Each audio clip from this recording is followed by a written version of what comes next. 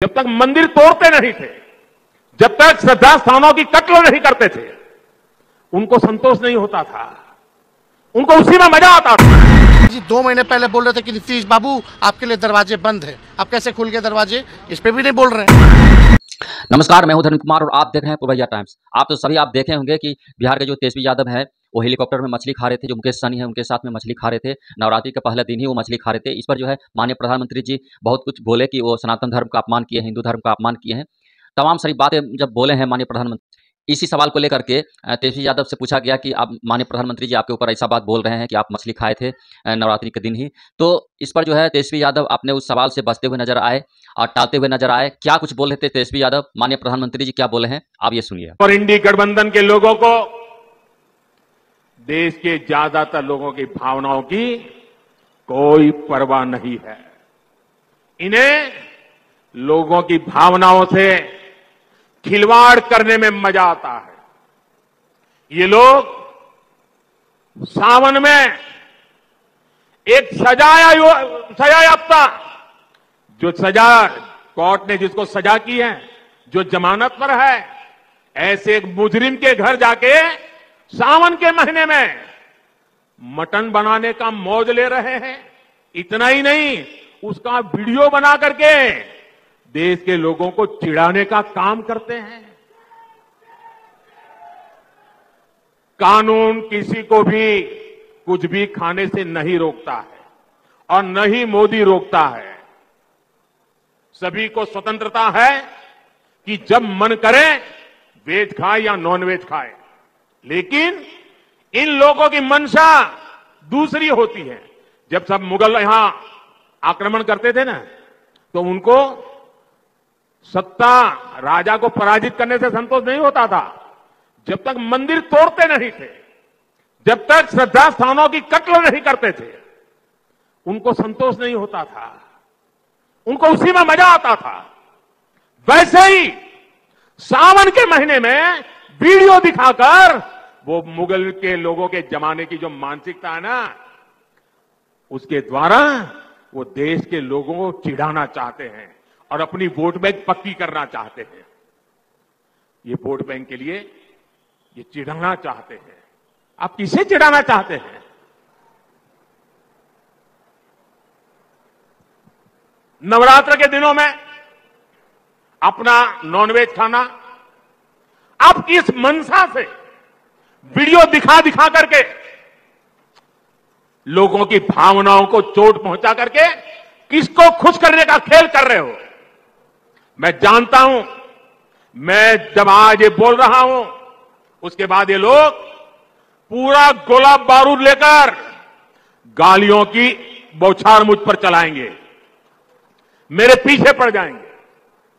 लेकिन जब बात बर्दाश्त से बाहर हो जाती है, तो लोकतंत्र में मेरा दायित्व बनता है मैं देश को सही चीजों का सही पहलू बताऊं, और वो मेरा कर्तव्य पूरा कर रहा हूं।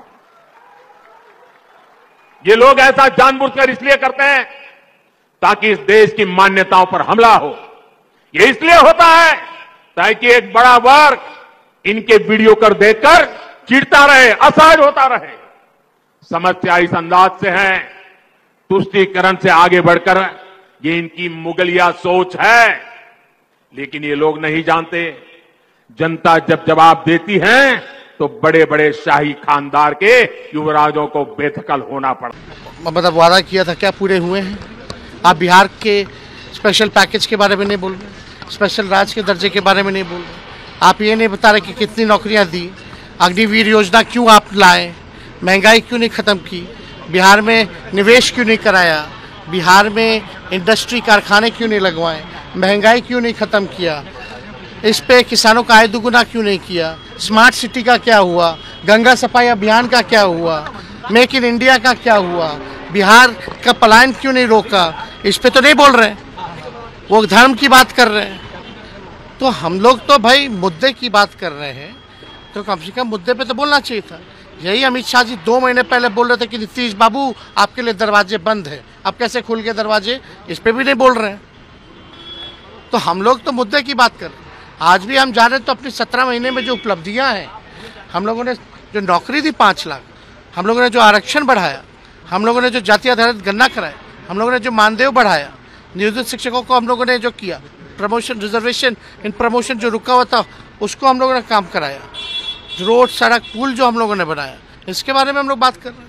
शिक्षा का स्तर कैसे बेहतर हो, गुणवत्ता शिक्षा में हो, इसके लिए हम लोगों ने काम किया। रात भर अस्पताल में छापे मारते थे कि डॉक्टर है कि नहीं, दवा है कि नहीं, इसके लिए हम लोग काम करते हैं। ये लोग खाली वही हिंदू मुसलमान पे आ गए।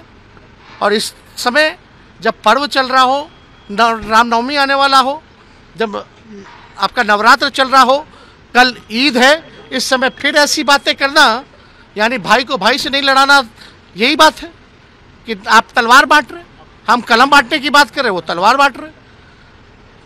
यही ना मेन अल्टीमेटली है कि हम हिंदू मुसलमान करा करके जो 10 साल से इन लोगों ने काम नहीं किया केंद्र सरकार में, आय दुगुना कर रहे थे किसानों का, उससे भागना है, सवालों से बचना है। उधर ध्यान भटका दो हिंदू मुसलमान में, लोग नौकरी नहीं मांगेगा, लोग नई महंगाई के बारे में पूछेगा। यही काम कर रहे हैं और क्या कर रहे हैं, इन लोगों का और कोई काम है? अर्थव्यवस्था को लेकर भी उन्होंने कहा है कि जब तीसरी बार प्रधानमंत्री बनेंगे मोदी तो अर्थव्यवस्था तीसरे पायदान पे आ जाएगी। अब भैया सब जुमला है, हो जाएगा। 10 साल लापरवाही लिए, 17 साल बिहार में इन लोगों का सरकार, 40 में से 39 MP इन लोगों का, हर जगह विधायक इन लोगों का, मंत्री इन लोगों का, केंद्र मंत्री इन लोगों का, बिहार में सरकार मंत्री, इन्हीं लोगों का अधिकारी हर जगह। अब क्या चाहिए भाई? रेलवे बेच दिया, पोर्ट बेच दिया, जहाज वाला सारा बेच दिया, गरीब के लिए बचा क्या? BSNL बेच दिया, तो कुछ बचा क्या? सेना में भी अग्निवीर योजना ले आया है, जो हमारे अग्निवीर योजना में जो सैनिक जाएंगे उनको पेंशन नहीं मिलेगा, उनको कैंटीन का लाभ नहीं मिलेगा, उनको शहीद का दर्जा नहीं मिलेगा, उनको ग्रेच्युटी नहीं मिलेगी। क्यों नहीं मिलेगा शहीद का दर्जा? 4 साल बाद फेंक देगा निकाल करके। 22 साल 23 साल की उम्र में वो बाहर हो जाएगा, 22 साल 23 साल के बाद क्या करेगा?